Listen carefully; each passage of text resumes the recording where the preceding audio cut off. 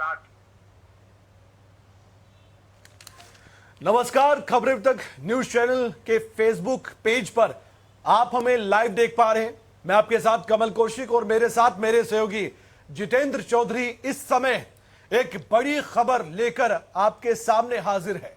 आपके मन में एक सवाल चल रहा होगा कि पिछले दिनों हरियाणा की राजनीति में आखिर चल क्या रहा है, और एक सवाल कैप्शन में भी है कि क्या बीजेपी और जेजेपी की राह अलग अलग होगी आने वाले चुनाव में? क्या अलग अलग बीजेपी और जेजेपी चुनाव लड़ने जा रहे हैं? क्या कह रहे हैं हरियाणा राजनीति के संकेत? बीजेपी के नेता और जेजेपी के नेताओं के बयानों में बहुत कुछ बड़े संकेत पहले से ही मिल चुके हैं, बस आपको समझने की जरूरत है। और यह समझाने के लिए मेरे साथ मेरे सहयोगी जितेंद्र चौधरी इस समय मौजूद है। आप उन्हें देख पा रहे हैं इस फेसबुक पेज के लाइव पर। जितेंद्र, आज सबके मन में एक सवाल है, आज इस पर हम चर्चा कर रहे हैं। खुले तौर पर जनता को, दर्शकों को बताने के लिए हम तैयार हैं। बताइए जितेंद्र, आपकी रिपोर्टिंग में आपने कई नेताओं से बातचीत की है पिछले दिनों, जेजेपी के नेताओं से बातचीत की है, बीजेपी के नेताओं से बातचीत की है, कई बैठकें हमने देख ली हैं। जेजेपी की अलग बैठक हो चुकी है, संगठन को मजबूत करने के लिए बिप्लब देव भी अलग अलग तरीके से पार्टी को मजबूत करने का प्रयास कर रहे हैं। वो एक फीडबैक इकट्ठा कर चुके हैं। अब आने वाले वक्त में लोकसभा के चुनाव सबसे पहले हैं, बड़ी परीक्षा है दोनों पार्टियों की। एक साथ चुनाव होगा या अलग अलग दोनों पार्टियां चुनाव लड़ने जा रही हैं? जितेंद्र, देखिए, बिल्कुल कमल, ये सवाल अपने आप में एक ऐसा सवाल है जो सियासी गलियारों के अंदर इस वक्त सबसे बड़ी चर्चा का विषय बना हुआ है। कमल, अगर हम अखबारों को देखें, हम इलेक्ट्रॉनिक मीडिया जो खासतौर से हरियाणा को फोकस करके कवर करता है, चाहे उसमें खबरें अभी तक की अगर हम बात करें या फिर प्रतिष्ठित अखबारों की अगर हम बात करें, तो आए दिन चर्चा इसी बात को लेकर के है, हेडलाइन इसी बात को लेकर के है, इलेक्ट्रॉनिक की हो या अखबार की हो। और इन हेडलाइनों में सबसे बड़ी चर्चा का विषय यही है। देखिए, स्टेट लीडरशिप से एक फीडबैक यहाँ पर लिया गया है कमल, अलग अलग स्तर पर यह फीडबैक लिया गया है। सांसदों के साथ हमने देखा कि कल गुरुग्राम के अंदर एक बैठक होते हुए नजर आई थी। तमाम सांसद भारतीय जनता पार्टी के इस बैठक के अंदर मौजूद थे। इससे पहले हमने देखा कि कई दौर की जो बैठकें हैं वो भारतीय जनता पार्टी की तरफ से की जा चुकी हैं। जहां तक बात जननायक जनता पार्टी की जाए, तो जननायक जनता पार्टी भी अपनी मजबूती को दिखाने को लेकर के हाल ही में विधायक दल की बैठक कर चुकी है। इस विधायक दल की बैठक में विधायक भले ही 6 पहुंचे थे, लेकिन जननायक जनता पार्टी का यह दावा है कि कम से कम 8 विधायक तो उनके बिल्कुल साथ खड़े हैं। 2 विधायक जिनमें दादा गौतम की अगर हम बात करें, लगातार वो मुखर नजर आते हैं। खबरें अभी तक की एक क्लिप जो है वो लगातार वायरल भी हो रही है, लोग उसे देख रहे होंगे। और इस वक्त भी फेसबुक पेज पर जो लोग इस चर्चा को देख रहे हैं, उस चर्चा में कमेंट करके वो भाग ले सकते हैं, इस बात से सहमत है, या फिर उनके मन में जो सवाल है उस सवाल को भी इस लाइव डिबेट के दरमियान वो पूछ सकते हैं। हमारा प्रयास रहेगा कि उस सवाल का भी जवाब कमल अपने दर्शकों को दिया जाए। बिल्कुल। लेकिन सीधे तौर पर यह कहा जा सकता है कि खटास जो है वो संबंधों के अंदर जरूर देखने के लिए मिली है, और इस खटास को लेकर के अब किस तरीके से इस रिश्ते को निभाया जाए और कब तक ये रिश्ता चलेगा, ये सबसे बड़ा सवाल है। जहां तक बात की जाए मौजूदा राजनीतिक परिस्थिति की, मुख्यमंत्री मनोहर लाल ने हाल ही में चंडीगढ़ में ही एक प्रेस कॉन्फ्रेंस में ये कहते हुए काफी हद तक चर्चा पर विराम लगाने का प्रयास किया था कि अभी गठबंधन हमारा ठीक चल रहा है, आगे भी कोई दिक्कत नहीं होगी और गठबंधन चलता रहेगा। लेकिन ये कब तक चलता रहेगा, यह सवाल अभी भी बना हुआ है।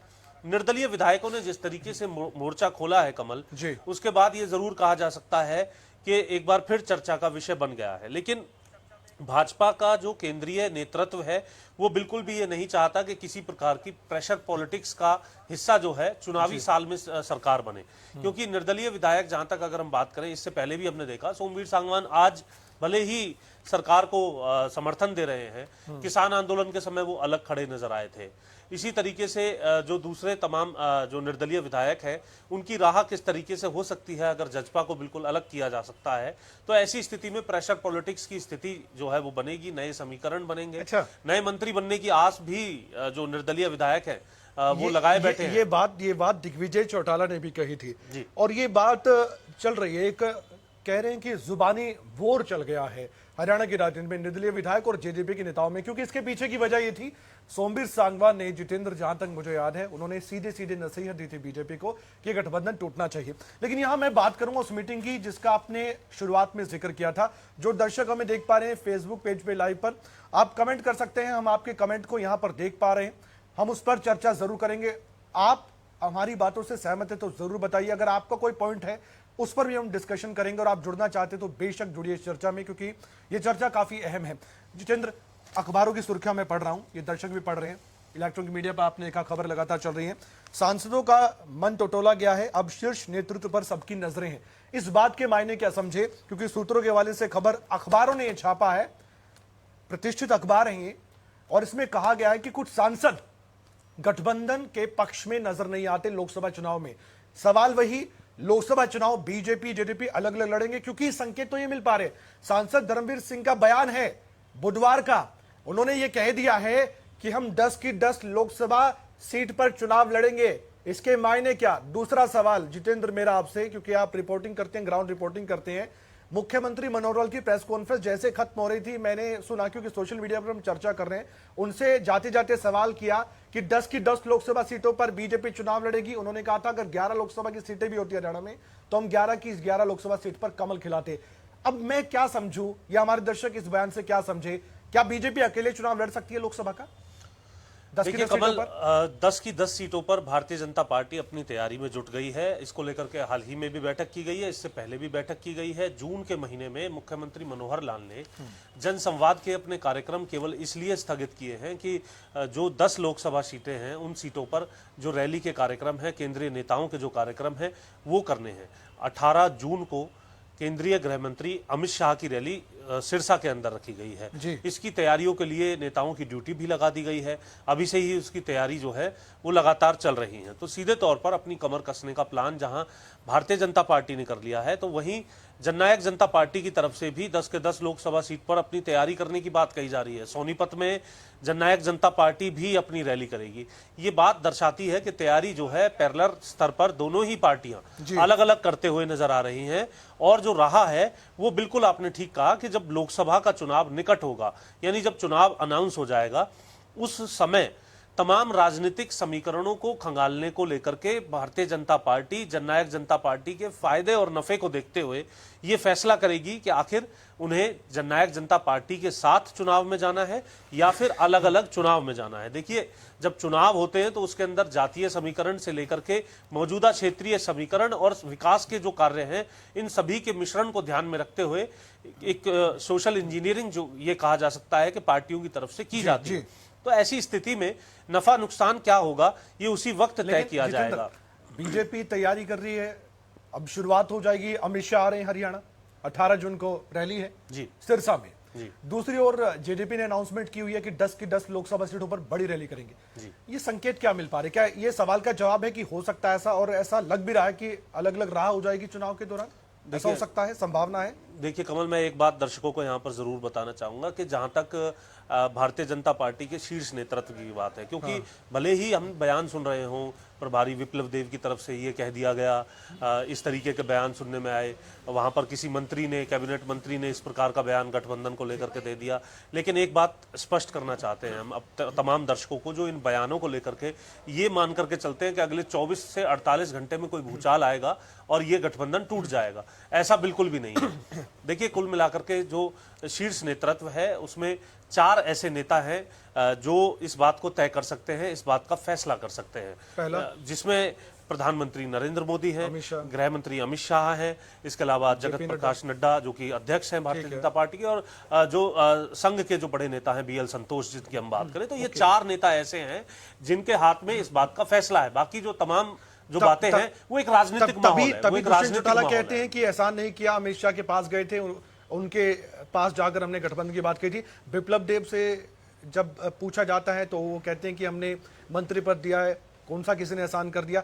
इन बातों के मायने कमल, ये आज की डेट में केवल बयान हो सकते हैं, क्योंकि मैं उस वक्त दिल्ली में, फीडबैक तो लेने उस आए वक्त ना, दिल्ली में मैं मौजूद था। जब विप्लव देव आते हैं हरियाणा में तो फीडबैक तो ले रहे हैं, निर्दलीय विधायकों से बातचीट करने। देखिए, अगर हमारे दर्शक इस बात से वास्ता रखते हैं और भारतीय जनता पार्टी के कार्यकर्ता भी जो इस वक्त देख रहे हैं, जहां तक बात की जाए स्टेट इकाई की, तो स्टेट इकाई तो पहले दिन से इस बात के समर्थन में नहीं थी कि जजपा के साथ गठबंधन किया जाए। ये मैं स्पष्ट कर रहा हूं, तमाम जो दर्शक इस वक्त देख रहे हैं, अगर उन्हें कोई आपत्ति है तो इस पर दर्ज करा सकते हैं। स्टेट इकाई कभी भी नहीं चाहती थी कि जननायक जनता पार्टी के साथ इस प्रकार का कोई गठबंधन हो, लेकिन जो सेंटर की जो लीडरशिप है, जो केंद्र की जो लीडरशिप है, क्योंकि 18 जनपद पर उस वक्त अगर हम बात करें दुष्यंत चौटाला, दिग्विजय चौटाला और जो जजपा की जो शीर्ष इकाई है वो मौजूद थी, और उसी के बाहर अगर हम बात करें जो दूसरी जो कोठी है वो अनुराग ठाकुर की थी। और उस वक्त जो मीटिंगों का दौर चल रहा था, एक स्टेबल गवर्नमेंट बनाने को लेकर के चल रहा था। हरियाणा भवन दिल्ली कोपरनिकस मार्ग पर तमाम निर्दलीय विधायक इकट्ठे हो गए थे। और कमल, बड़े दिलचस्प बात है कि उस वक्त निर्दलीय विधायकों के मन में यूं लड्डू फूटते हुए नजर आ रहे थे कि ये मंत्रालय उनके हाथ लगेगा, कम से कम इतना ये मंत्रालय तो उनके पास होना चाहिए, क्योंकि उन्हें लग रहा था कि जजपा के शायद तो आज भी जजपा लग ने रहा जिस तरीके की बातें आज कही है, उनको आस लग रही है इस बात की कि अगर जजपा के साथ गठबंधन टूटता है तो उनको भी मंत्री पद मिल सकते हैं जो जेजेपी के खाते में इस समय है। ये उनको आस है, तभी वो खुलकर बोल रहे हैं कि तोड़ दीजिए गठबंधन। देखिए बिल्कुल लाजमी सी बात है कि राजनीति महत्वाकांक्षाओं का, इच्छाओं का जो गेम है वो रहता है, और ऐसी स्थिति में उनको लगता है कि अगर शीर्ष लीडरशिप उनसे फीडबैक ले रही है और उनके फीडबैक के आधार पर अगर कोई फैसला होता है तो 3 मंत्री, उप मुख्यमंत्री दुष्यंत चौटाला, देवेंद्र बबली, अनूप धानक जजपा के खाते में है। लाजमी सी बात है कि अगर निर्दलीय उनके साथ जाते हैं तो उनको ये उम्मीद है कि उनकी लॉटरी लग सकती है। तो ऐसी स्थिति में सब तरीके की बातें जो है कही जा रही हैं, और ये बातें केवल मैंने कहा आपसे कि स्टेट के स्तर पर जो है ये तमाम बातें कही जा रही हैं। लेकिन बिप्लब देब को हरियाणा में आकर एक्टिव मोड में खुद को दिखाना, उचाना विधानसभा में जाकर ये कहना कि जिताना है प्रेमलता को, कमल इसके 2 जवाब दे देता हूं। दूसरी बात, सिर्फ उचाना ही नहीं, आपने नारनौंद में जाना, एक और बात का जिक्र नारनौंद किया में जाना। कमल, एक और बात का जिक्र किया आपने कहा कि उचाना को लेकर के जो बयान दिया कि हमने अपने दर्शकों को भी दिखाया था खबरें अभी तक के माध्यम से, और अगर उन्हें ये चर्चा पसंद आ रही हो तो इस फेसबुक पेज को ज्यादा से ज्यादा शेयर करें, इस चर्चा को ज्यादा से ज्यादा शेयर करें, ताकि हमें भी जनता का मन जो है फीडबैक मिले, आपका भी आसानी मिल सके, फीडबैक मिल सके। उचाना को लेकर के एक बयान जो है, जब मीटिंग में बिप्लब देब उचाना पहुंचे थे तो उन्होंने कहा कि मेरी दीदी ही यहाँ से चुनाव लड़ेंगी। ये बात कहते हुए ये कहा जा सकता है कि एक टिकट जैसे उन्होंने अनाउंस कर दी हो उचाना की भारतीय जनता पार्टी की तरफ से, क्योंकि प्रभारी है, कोई छोटे नेता नहीं है। स्टेट में सबसे बड़े नेता जो है वो प्रभारी माने जाते हैं अध्यक्ष के बाद, अगर हम बात करें तो। दूसरी तरफ जो आपने सांसदों की बैठक का जिक्र किया, उसके अंदर भी ब्रजेंद्र सिंह मौजूद थे, जो कि बेटे हैं प्रेमलता सिंह के, IAS रहे हैं, और अपनी जो जॉब है वो छोड़ करके वो सांसद बने। लाजमी सी बात है कि उन्होंने जजपा का समर्थन तो उस बैठक के अंदर किया नहीं होगा, जो फीडबैक वहां उनसे लिया गया होगा वहां भी यही बातें कही गई होंगी। सांसद धर्मवीर सिंह का आपने जिक्र किया, साफ तौर से जब वो कैमरे के सामने ये बात कर रहे हैं तो बैठक में भी यही बात रही होगी। ठीक है, कृष्णपाल गुर्जर काडर से जुड़े हुए पुराने नेता हैं, वो भी ये चाहते हैं कि भाजपा आज जिस मजबूती के साथ विश्व की सबसे बड़ी पार्टी बनी है, तो उसको जो ये सहारा फिलहाल लिया हुआ है, तो उस सहारे को लेकर के कोई फैसला जो है वो नेतृत्व को करना चाहिए। उनका भी फीडबैक इस बात को लेकर के रहा होगा। इसी तरीके से राव इंद्रजीत की अगर हम बात कर लेते हैं तो बिल्कुल ठीक, अखबारों के अंदर जो सुर्खियां हैं वो इसी तरीके की है, और हमने भी दर्शकों को बताया कि सांसदों का भी यही मन था कि गठबंधन को लेकर के विचार होना चाहिए। लेकिन इन तमाम विचारों के ध्यान में रखने से अलग इतर अगर हम बात करें तो सेंट्रल लीडरशिप जो है, सेंट्रल लीडरशिप अपने अलग तरीके के आंकड़ों के साथ, अपने अलग तरीके के विजन के साथ चलती है।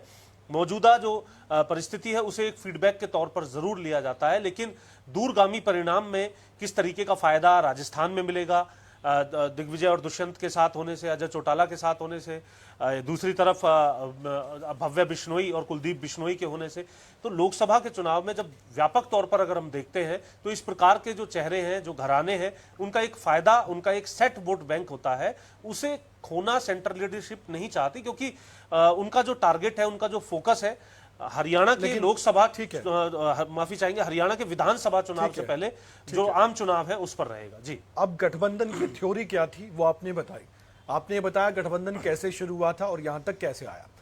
अब जिस चर्चा को हमने शुरू किया था उसका जवाब हमारे दर्शक चाहते होंगे, क्योंकि इस चर्चा को यहीं पर हम विराम देना चाहते हैं। लेकिन उससे पहले अंतिम सवाल मेरा आपसे, और मैं भी दर्शकों को ये बताना चाहता हूं कि उनके मन में एक प्रश्न जरूर होगा कि गठबंधन टूटेगा कि नहीं टूटेगा, चुनाव से पहले टूटेगा, कब टूटेगा। दुष्यंत चौटाला से जब ये पूछा गया था तो आपको याद होगा, जिन्होंने उनका बयान सुना, जितेंद्र आपको तो बखूबी याद होगा, उन्होंने कहा कि ये मीडिया में सुर्खियां चल रही हैं, आपको कभी पता भी नहीं चलेगा अगर टूटेगा भी तो, और टूटेगा तो अचानक से खबर आएगी। इस तरह की बातें दुष्यंत चौटाला की। ये बात वही बात हुई जो हमारे दर्शक हमारे लगातार सुन रहे होंगे, क्योंकि केंद्र से टूटना है गठबंधन तो, और यहाँ जो स्टेट लीडरशिप के जो नेता हैं वो भले ही इन फीडबैक के आधार पर जो कोई भी बयान देते रहे, उनके बयानों का कितना असर है ये हमने अब तक भी देख लिया। हरियाणा के लोग तो शायद उन बयानों से ये सोच रहे होंगे कि जून का महीना या फिर मई का महीना तो शायद मुश्किल आगे जो है गठबंधन में चल पाएगा, लेकिन अभी भी गठबंधन जारी है। मुख्यमंत्री खुद बयान दे देते हैं कि सब कुछ ठीक है, आगे भी ठीक चलता रहेगा। लेकिन अमित शाह का आना, देखिए अमित शाह की जो रैली है, यही गठबंधन का बेस थे, अमित इन्होंने शाह कोशिश की की रैली में कमल, क्योंकि सिरसा के अंदर रैली है, सिरसा और जो जींद है, फतेहाबाद है, ये जो इलाका है खासतौर से, और यहीं पे जजपा, ये कह सकते हैं कि जजपा का जो जन्म है वो इसी क्षेत्र से जुड़े हुए जो जिले हैं, जो विधानसभा क्षेत्र है, वहीं से कहीं ना कहीं ये जजपा जो है निकल करके आई है। अमित शाह की रैली के अंदर जो उनका संबोधन होगा उस पर नजरें बनी रहेंगी। अच्छा। और वो संबोधन इस बात को तय करेगा कि गठबंधन अभी आगे किस प्रकार से चलना है, ठीक है, और उसकी राह क्या रहेगी। फिलहाल लोकसभा के चुनाव तक लोगों को इंतजार करना होगा, तब तक या फिर उसके नजदीक जो 1-2 महीने हैं तब तक तो गठबंधन को लेकर के कोई कंक्लूड आप कर संशय नहीं है। दीजिए, सवाल वही, बीजेपी जेजेपी क्या अलग अलग लोकसभा का चुनाव लड़ेंगे जितेंद्र? देखिए ये बात तो अगर स्टेट में इतने बड़े लीडर हैं वो इसका जवाब नहीं दे पा रहे, लेकिन जो फिलहाल जो मौजूदा परिस्थिति है उसके हिसाब से हम एक बात जरूर कह सकते हैं कि भारतीय जनता पार्टी 10 की 10 सीटों पर चुनाव लड़ना चाहेगी, और जब सीटों के बंटवारे की बात आएगी, अगर जजपा उस पर किसी तरीके की सहमति जताती है तो उस परिस्थिति के अंदर ये जरूर कहा जा सकता है कि गठबंधन को लेकर के आगे की राह तय हो। और जैसा कि भाजपा और जजपा के जो नेता हैं वो कहते हैं कि उनकी नेतृत्व तय करेगा, उस नेतृत्व का उस वक्त क्या सेट माइंड है उस पर यह तय होगा कि गठबंधन आगे चलेगा या नहीं। लेकिन फिलहाल ये कह सकते हैं कि अभी कुछ इंतजार जो है करना होगा। अभी गठबंधन टूटने को लेकर के कोई भी कवायद जो है वो सेंट्रल लीडरशिप के मन में नहीं है। इसके अलावा अगर कोई ऐसी बात है तो वो 18 जून को अमित शाह के भाषण के अंदर जरूर झलकती हुई उस रैली में अमित शाह का जो भाषण है वो ध्यान से आप सुनेंगे तो आपको बहुत से संकेत वहां से भी मिलेंगे। एक बात स्पष्ट है कि दोनों की दोनों पार्टियां ही 10 की 10 लोकसभा सीटों पर अपनी तैयारी कर रहे हैं। दुष्यंत चौटाला अपनी जुबानी कह चुके हैं कि वो भी अपने संगठन को मजबूत कर रहे हैं 90 विधानसभा सीटों पर। हम भी 90 विधानसभा सीटों पर अपनी तैयारी कर रहे हैं, आने वाले वक्त में भी करेंगे। ये अलग अलग बातें, और ये ऐसा हर पार्टी करती है, कोई ये नहीं कि अपनी सिलेक्टेड सीटों के साथ पहले इसी सीट पर वो तैयारी करे। एक बात मैं इसमें जोड़ना चाहूंगा एक बार फिर से कि गठबंधन को लेकर के जो अंतिम फैसला है वो तभी होगा जब दोनों पार्टियों में सीट के बंटवारे को लेकर के कोई बात होगी, क्योंकि भाजपा नहीं चाहेगी कि किसी भी सीट पर जजपा चुनाव लड़े या एक आधा सीट की कोई बात होगी। वो अंतिम दौर की मुलाकातें ही इस बात को तय कर देंगी कि सीटों का बंटवारा ठीक नहीं हुआ। आमतौर पर हम देखते हैं गठबंधन इन्हीं विषयों पर अलग होते हुए नजर आते हैं, और ऐसा ना हो कि यही तमाम चीजें इस गठबंधन में भी लोकसभा चुनाव से पहले देखने के लिए। उम्मीद है कि आप इस फेसबुक लाइव पर हमें देख पाकर तमाम जो आपके मन में सवाल होंगे उसके जवाब जरूर आपको मिल गए होंगे। लेकिन लोकसभा सीटों की हमने बात की और बंटवारे की बात करी, अगले फेसबुक लाइव में जब भी हम आएंगे तो उन 10 की 10 लोकसभा सीटों पर हम बातचीत करेंगे। किसका प्रभाव, किस पार्टी का प्रभाव उस लोकसभा सीट पर है, इसका भी जिक्र करेंगे। इसकी चर्चा जितेंद्र चौधरी और मैं खुद करने वाला हूं। हम रिसर्च करेंगे, उस रिसर्च के साथ फिर से आपके सामने आएंगे, और जो भी हमें लाइव देख पा रहे थे अपना फीडबैक, अपनी जो भी राय है कि गठबंधन टूटना चाहिए नहीं टूटना चाहिए, जो बीजेपी और जेजेपी के कार्यकर्ता हैं वो भी अपना जो भी फीडबैक है या जो भी उनकी राय है वो कमेंट्स के जरिए दे सकते हैं, क्योंकि आपके जो बड़े नेता है वो भी इस फेसबुक लाइव को अगर देख पा रहे होंगे तो आपकी राय जरूर उन तक पहुंच पाएगी हमारे माध्यम से। ये फेसबुक लाइव देखने के लिए बहुत बहुत धन्यवाद। अगर ये वीडियो आपको पसंद आई हो, शेयर कीजिए, लाइक कीजिए, ताकि इस पर चर्चा और भी लोग कर सकें और कमेंट के जरिए बता सके कि वो गठबंधन को लेकर और या फिर अलग अलग चुनाव लड़ेगी बीजेपी जेजेपी, उसको लेकर क्या सोचते हैं। जितेंद्र, आपका बहुत बहुत धन्यवाद इस फेसबुक लाइव में जुड़ने के लिए। बहुत बहुत शुक्रिया ये फेसबुक लाइव देखने के लिए। धन्यवाद, नमस्कार।